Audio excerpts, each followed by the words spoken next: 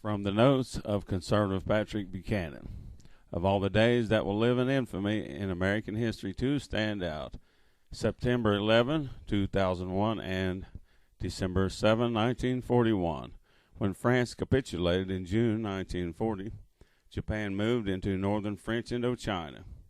And though the United States had no interest there, we imposed an embargo on steel and scrap metal. After Hitler invaded Russia in June 1941, Japan moved into southern Indochina. FDR ordered all Japanese assets frozen. But FDR did not want to cut off oil. As he told his cabinet on July 18, an embargo meant war, for that would force oil-starved Japan to seize the oil fields of the Dutch East Indies. But a State Department lawyer named Dean Acheson drew up the sanctions in such a way as to block any Japanese purchases of U.S. oil. By the time FDR found out in September, he could not back down. Facing a choice between death of the empire or fighting for its life, Japan decided to seize the oil fields of the Indies, and the only force capable of interfering with the U.S. fleet that FDR had conveniently moved from San Diego out to Honolulu. And so Japan attacked. The base was attacked by 353 Japanese fighters, bombers, and torpedo planes in two waves, launched from 6 aircraft carriers.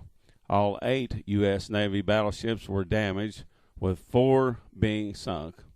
2 of these were later raised, and with the remaining 4 repaired, 6 battleships returned to service later in the war.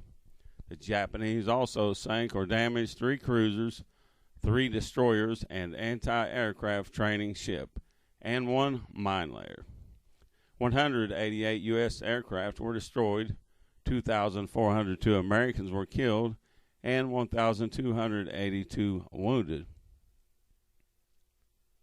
Robert Stinnett, a writer, journalist, and former American sailor, believes that the U.S. government had advanced knowledge of the attack on Pearl Harbor.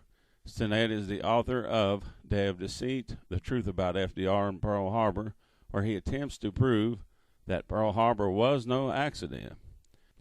As the Pearl Harbor advanced knowledge conspiracy theory unravels, we run into a Japanese spy in Hawaii named Tadashi Morimura, whose real name was Takeo Yashikawa.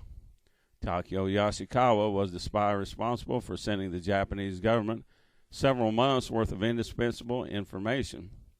History seems to have forgotten this man who contributed a great deal for Japan.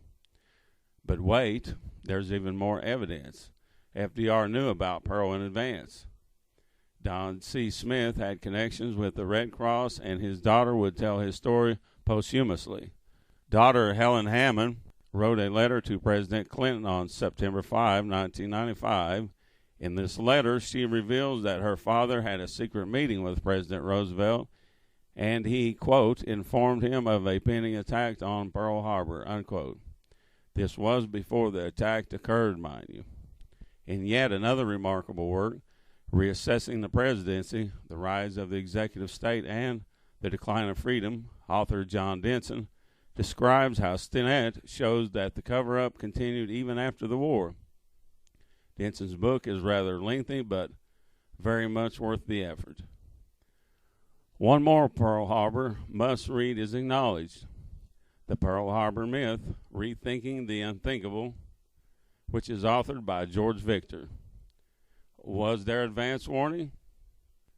In Day of Deceit, Robert Stinnett delivers the definitive final chapter on America's greatest secret and our worst military disaster. Drawing on 20 years of research and access to scores of previously classified documents, Stinnett proves that Pearl Harbor was not an accident, a mere failure of American intelligence, or a brilliant Japanese military coup. By showing that ample warning of the attack was on FDR's desk And furthermore, that a plan to push Japan into war was initiated at the highest levels of the U.S. government, he ends up profoundly altering our understanding of one of the most significant events in history.